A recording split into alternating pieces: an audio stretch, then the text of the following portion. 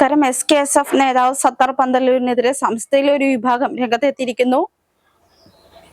മുതിർന്ന നേതാക്കൾക്കെതിരെ ഭീഷണി കത്ത് തയ്യാറാക്കിയതിന് പിന്നിൽ സത്താർ പന്തല്ലൂർ ആണെന്ന് പാണക്കാട് കുടുംബാംഗമായ സമീർ അലി ശിഹാബ് തങ്ങൾ ആരോപിച്ചു. സത്താർ പന്തല്ലൂരിനെതിരെ സമസ്തയ്ക്ക് പരാതി നൽകുമെന്നും സമീർ അലി ശിഹാബ് തങ്ങൾ പറഞ്ഞു. കഴിഞ്ഞ കുറെ നാളായി സംസ്ഥയിലെ മുസ്ലിം ലീഗിനെ അനുകൂലിക്കുന്നവരും എതിർവിഭാഗവും തമ്മിൽ ഭിന്നത രൂക്ഷമാണ്.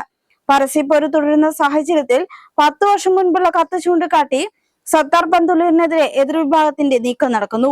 അന്തരിച്ച സമസ്ത മുഷവാർ അംഗവും മുതിർന്ന നേതാവുമായിരുന്ന TM കോട്ടുമല ബാപ്പു മുസ്ലിയാർ, സംസ്ഥാന സെക്രട്ടറി MT അബ്ദുൽ മുസ്ലിയാർ എന്നിവർക്കെതിരെ അധിക്ഷേപങ്ങളും ഗുരുതര ആരോപണങ്ങളും അടങ്ങിയ കത്താണ് സാമൂഹിക മാധ്യമങ്ങളിൽ ഇപ്പോൾ ചർച്ചയാകുന്നത്. സംഘടനയിൽ ഭിന്നതയുണ്ടാക്കാൻ സത്താർ പന്തല്ലൂരാണ് അന്ന് കത്ത് തയ്യാറാക്കിയതെന്നാണ് ആരോപണം.